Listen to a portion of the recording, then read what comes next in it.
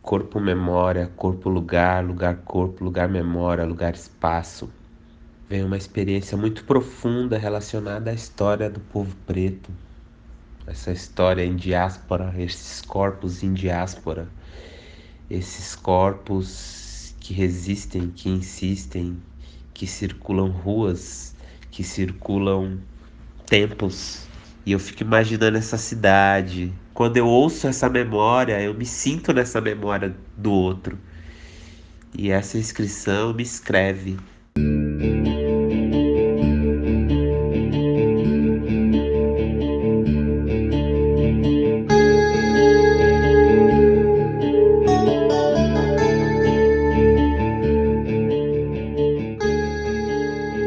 De alguma maneira eu já vivi em tempos idos, saca?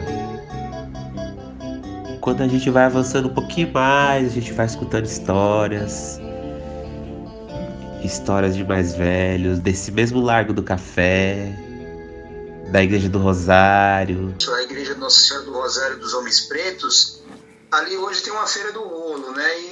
E nas minhas vivências, assim, na rua, né? Muitas vezes a gente achava alguma coisa, quando a gente ia catar reciclagem na rua, né? Enfim, ou quando acontecia algum ato ilícito, né? A gente pegava alguma coisa, a gente levava para todo mundo, ia para a Feira do Rolo. E a Feira do Rolo é justamente ali, hoje, no Largo do Paissandu, né? Pregadas nas guardas dos tabuleiros e os pregões de pinhão quente, amendoim torrado, cará cozido e muitos outros produziam alarido. Às vezes, na escuridão da noite, encontrava-se um vulto levando fogo em cima da cabeça. Pelo pregão de pinhão quente, via-se que era uma preta quitandeira. A quitanda também era uma espécie de mercado sedentário de muita originalidade. Formado por uma aglomeração de pretas sentadas a um lado da rua, cada qual com seu tabuleiro, vendendo variedades de doces e biscoitos, amendoim torrado, pinhão cozido e outras gulodices apreciadas pela raia miúda, que naquele tempo, com uma moeda de 5 réis, podia comer de qualquer. Amendoim 6 é R$1, 6 é R$1, hein? Olha que legal, hein? O que tem de bom, amigão? Dá o saco, tem um de Capim Santo? 6 pacotes de amendoim por R$1, 6 é R$1, gente, aproveita.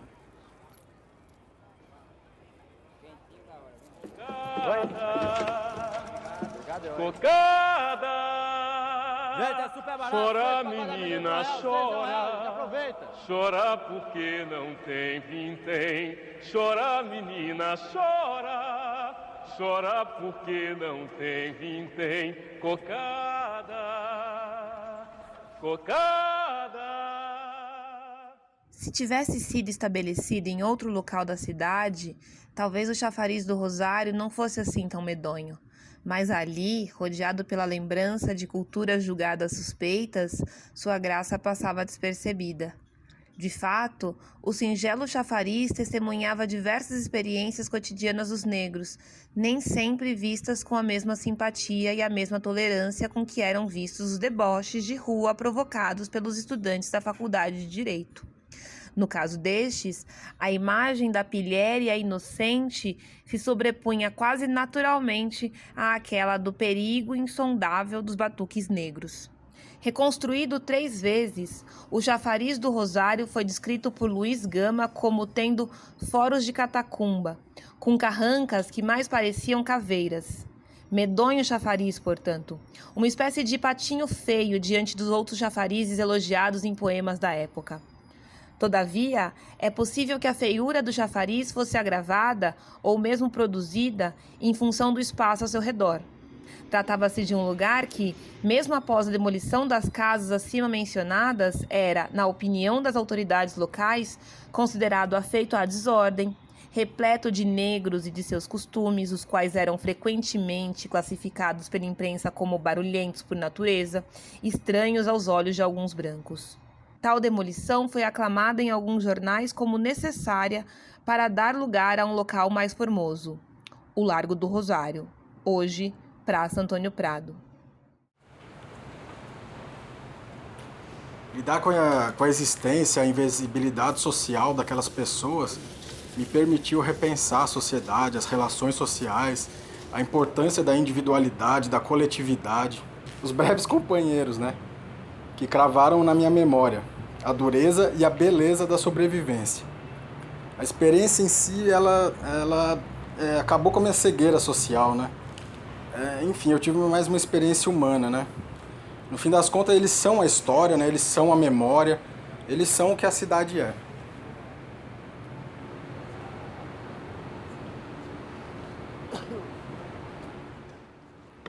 Nossa, eu tomei banho sozinho lá no banheiro das meninas. Nossa, banho gostoso, quentinho.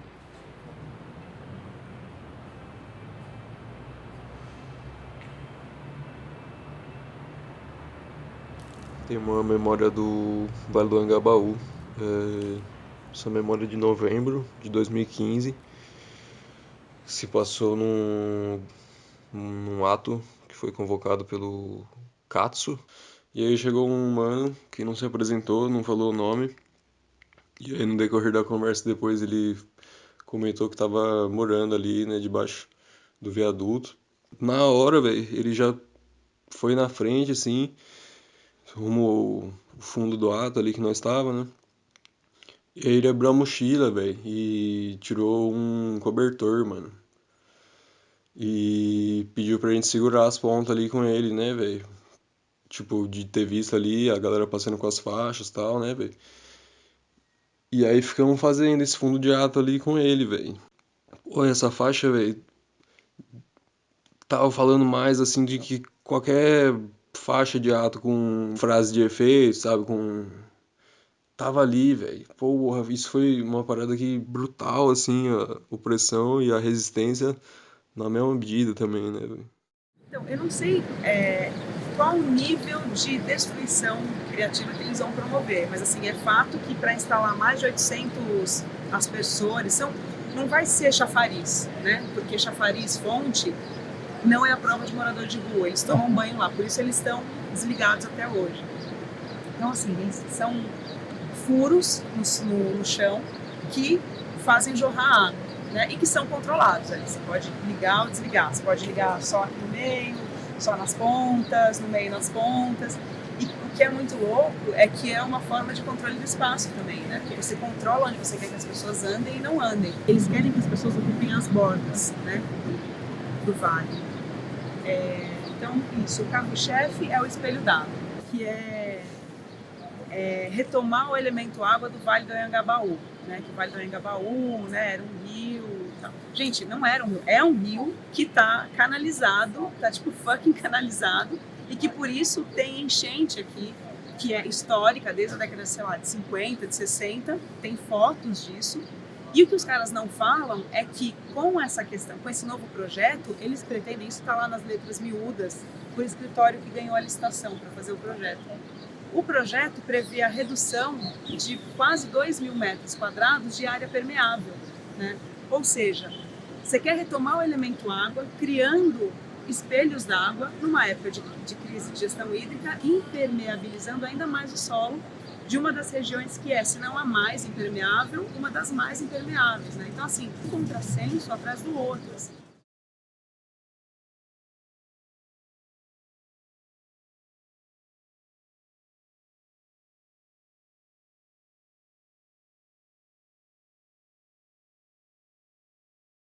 Os anos passaram e as crianças sumiram do vale. O Estado achou que era melhor os abrigos. Era fazê-los sair e peregrinar para crescerem moradores de rua, sem oportunidades, mas sendo culpados socialmente por aquilo que não geraram. E nos abrigos reencontraram os abusos que no vale não tinham. Lá os seus sonhos voltaram a ser cinzas. E nenhum lugar foi tão colorido em suas vidas como foi o vale.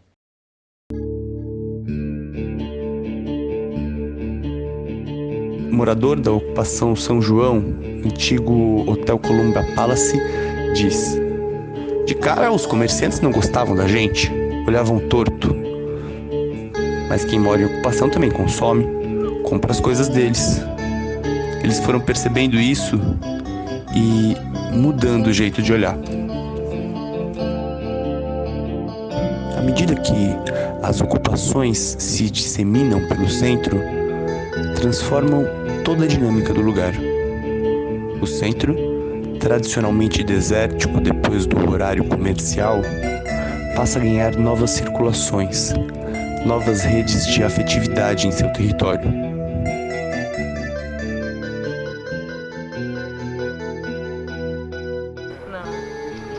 Não. Olha, eu sinto saudades pacas daqui, viu? Eu gosto daqui demais. No bar do Carioca, 21º andar, a alegria era forçada. A turma já estava sentindo saudade de pacas, mas não se resolvia sair de uma vez.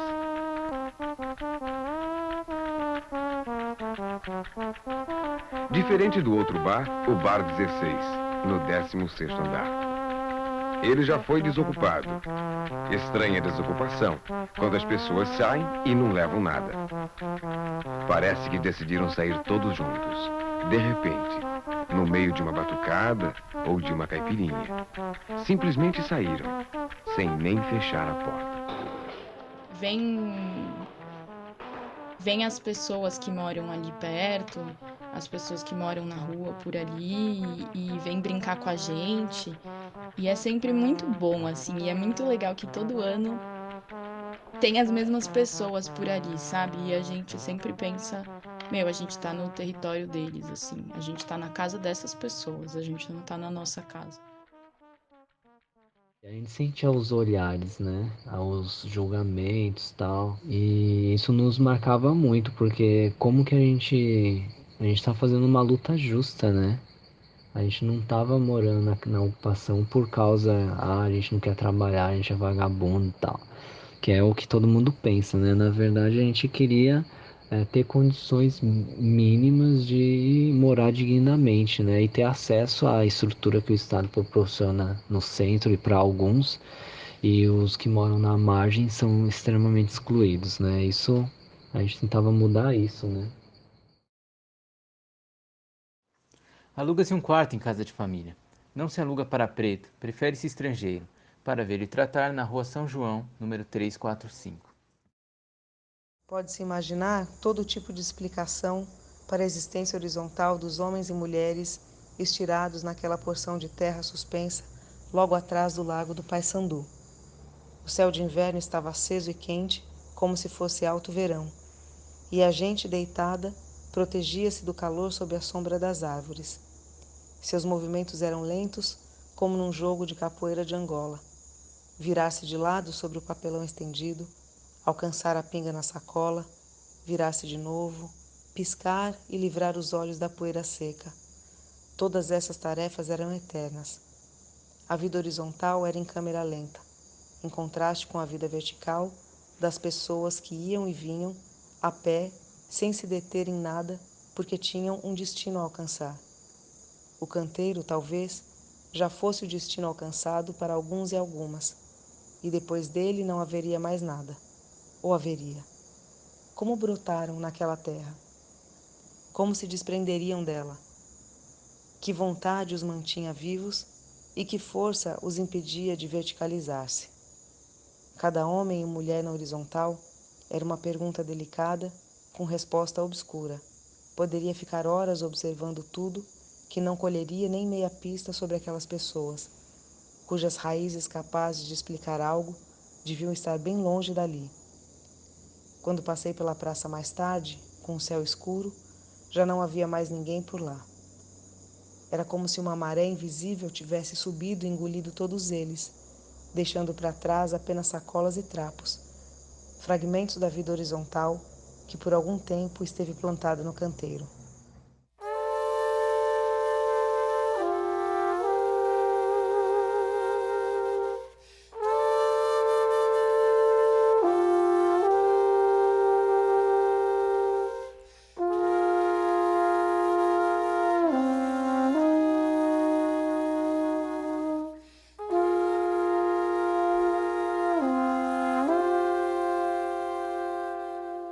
A melhor homenagem que se faz às vítimas é tendo um projeto ali de acolhida, de moradia popular. Enquanto morar for privilégio, a preocupação maior vai ser sempre com os prédios. Enquanto morar for privilégio, preocupação maior vai ser sempre com os prédios. Eu vou sobrevivendo no inferno. Meu teto é o chão, minha casa de papelão, meu único companheiro é o cão. Esse, ao contrário das pessoas, não me abandona não.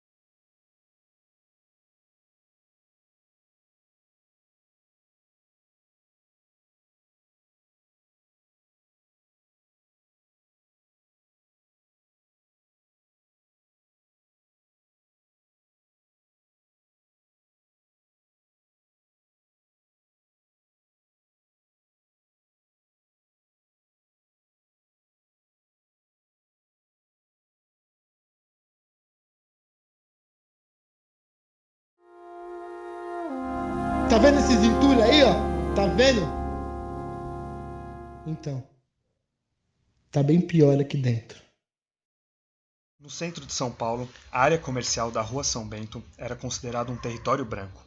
Os comerciantes discriminavam visivelmente os negros, como lembra a dona Risoleta. Na Rua São Bento ficava a leiteria Ferreira. Gente de cor só podia comprar no balcão. Não deixavam entrar e sentar. Mesmo que fosse mulato bem claro, ia ficar como nos Estados Unidos, que preto precisa andar no meio da rua, não pode andar na calçada. No Brasil teve um tempo que foi assim. Chego na São Bento, vejo tanta gente do hip hop, tanto preto junto, falando de tudo, dançando, curtindo, gozando a vida, fazendo história, corpos que giram ao som do hip hop. Eu lembro também de muitos sambas que tinham ali naquele entorno, seja na São Bento, seja na 24 de maio. As minhas memórias também me lembram o início do hip hop no Largo da São Bento, o quanto a gente fazia esse trajeto da Praça da Sé, muitas vezes descendo do busão, indo, caminhando até o Largo São Bento. E nesse trajeto, 15 de novembro, Rua Boa Vista e Largo do Café, claro, a Mãe Preta, a Igreja do Rosário. Quando a gente se aproxima desses símbolos, é muito pela nossa questão. É o povo preto que se une, que se vê no outro, que se enxerga, que resiste, recria, reescreve, escreve, tece história, tece memória. Sabedoria é a chave para a libertação, mas a nossa história e não a outra versão. Tão fazendo vilão virar herói, herói virar vilão. É antiga essa prática de manipulação. Informações corrompidas, resistências levantadas, muitas conquistas e muitos copos na bala. Antigamente a gente passava lá, né? No correio para mandar cartas. Quando eu cheguei, na década de 80, 81, né, as cartas que eu mandava para minha família, as primeiras, né, com saudade eu mandava aí na base do correio, né, e com essas coisas, isso é uma grande lembrança que eu tô lembrando agora. No dia 20 de setembro do corrente, fugiu a dona Antônia Benedita da Mota, moradora na rua da Quitanda desta cidade, um escravo pardo de nome Benedito. Tem os sinais seguintes: baixote, sem barba, de 20 anos mais ou menos, boca grande, dentes meio arruinados, corpo ordinário, pés grandes e os dedos bem abertos. Tem os sinais azuis no braço direito. Quem der notícias dele ou trouxer a sua senhora, receberá boas alviçaras. A malandragem promete resistir. Da pressão policial, da pressão policial, da pressão policial, a malandragem promete resistir. Promete resistir. Promete resistir. É a história do sujeito que morreu ao vivo e que trabalhava aqui na região da 25 de março, descarregando os containers que chegam da China. A rua deserta, daqui a pouco você olha, questão de segundos, e você vê um corpo jogado, sabe? Então, você fala, meu Deus, de onde saiu esse corpo? Como que esse corpo caiu aí?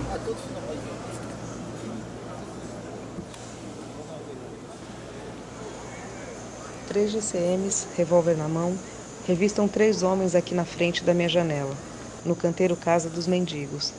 Revistam bolsos, embaixo da blusa, mochila, envelope, maço de cigarro, até o sapato mandam tirar. Os homens tiram, abrem, sacodem, mostram tudo e remostram. Um GCM tira um cigarro do maço e o esmaga no chão com o pé. Depois, recolhe o fruto do debulhe para ver se não há nada de suspeito ali. A princípio não há. Outro GCM passa um pito nos 3 entrevistados. Fala duro, gesticula, aponta o indicador como quem ameaça. As armas sempre em punho, o dedo bem perto do gatilho. Da pressão policial, da pressão policial, da pressão policial, a malandragem promete resistir. Promete resistir. A violência é muito extrema naquela região, principalmente depois das 7 horas da noite, quando as lojas fecham, né? E aí quem toma conta, além do tráfico, né, a polícia, né, com a sua violência, né, dita para manter a ordem e tal, mas na verdade a gente sabe que é extermínio, né? É extermínio total. Então, além dessa violência que eu presenciei ali, debaixo do viaduto do chá, tem a questão dos imigrantes, né? Por exemplo, da janela do meu quarto, de madrugada, principalmente, eu via o que os imigrantes sofriam de perseguição, tanto dos policiais quanto de próprias pessoas, assim, civis, né? Que são racistas e tal. São coisas que a gente, pô, vou morar no centro, então... sei lá, sou uma pessoa privilegiada, vou estar perto de tudo na cidade, né? E no final a gente percebe que é a mesma luta, né? A vez que mais me marcou, assim, de colar no centro foi no show do Suicidal Tennis, né, meu? Na virada cultural. Isso é que é o bacana, né? Democracia. Ao vivo para todos, todo mundo tendo direito de participar de tudo aquilo. Naquela manhã de domingo, tava lotado de doido e os doidos tinham tudo virado à noite, meu. Os punks, os skinheads, os skatistas, os roqueiros. O centro também passa esse encanto para as pessoas, sabe? De agitação, de coisas 24 horas. Todo mundo do bairro acorreu para o centro da cidade, quer dizer, tudo acontecia no centro. Fiquei lá, entrei nos bate-cabeça, foi da hora, cheguei bem perto do palco.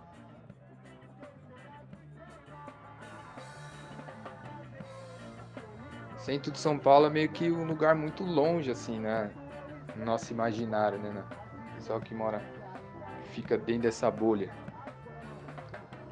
Esse dia que eu fui pela primeira vez na virada cultural, meio que foi muito tão marcante, porque foi o dia que eu rompi essa bolha, sabe? Que eu fui sozinho para um evento, assim, que era muito importante, assim, para a cultura de jovem, né? A gente tinha uma visão meio idealizada do centro, assim. Esse lance de pegar o busão expresso para ir pro centro é muito, muito simbólico. Por volta de 1930, segundo o testemunho de geral do filme, a repulsa dos brancos àqueles desfiles de carnaval na Avenida São João foi tão violenta que chegou ao ponto de jogarem cândida e cimento branco nos cordões. Quando a gente entra na Igreja do Rosário, vem aquele monte de memória da tia, da mãe, do pai, do avô, de todo mundo que conviveu, passou por essa igreja. E a história que eu vou contar, ela aconteceu no Largo do Paissandu há alguns anos, quando eu trabalhava em uma empresa de telemarketing ali perto. O Largo do Paissandu sempre foi um pouco assustador para mim por conta da quantidade de gente. Acho que a imagem da Igreja dos Pretos, né? Ela sempre foi uma incógnita para mim, que cresci num berço evangélico e fui entender a questão da negritude depois. Era engraçado porque eu olhava, observava as pessoas e muitas delas se assemelhavam comigo, porque elas estavam num estado de espera constante. Umas esperando o ônibus, outras esperando ajuda, outras esperando pessoas comprarem coisas delas. Eu via muita gente ali numa espécie de feira do rolo, próximo do terminal. E a Igreja dos Pretos estava ali. Eu lembro que eu fiquei tão em desespero que a primeira coisa que eu fiz foi entrar dentro da igreja. Estava aberto, não lembro o que estava acontecendo ali, mas era um evento. Eu entrei, rezei, e eu acho que foi um dos momentos que eu me conectei com algum berço ancestral meu, porque eu chorava um choro que eu não sei de onde vinha. África, malufacanismo, fundo aio, iso imitando a zoietu, cosi, siquelela, cosi, siquelela, cosi, siquelele, África, malufacanismo, fundo aio, iso imitando a zoietu, cosi, siquelela, China, sapuaio. A igreja fechada, o comércio fechado, ônibus esparsos, quase nenhum carro, nenhuma bicicleta cargueira sacolejando garrafas em velocidade pelas ruas. As calçadas inertes, os edifícios sonolentos com suas luzes apagadas.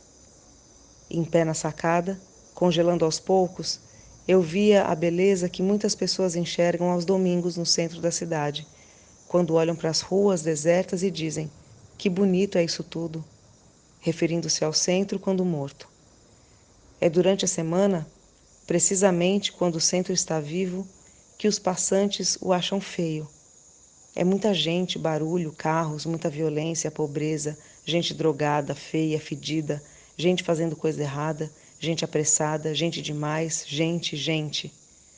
No centro de São Paulo, como na vida, às vezes o que nos falta não é amor, mas estômago. O que dá sustância à vida é engendrado e provado no próprio corpo.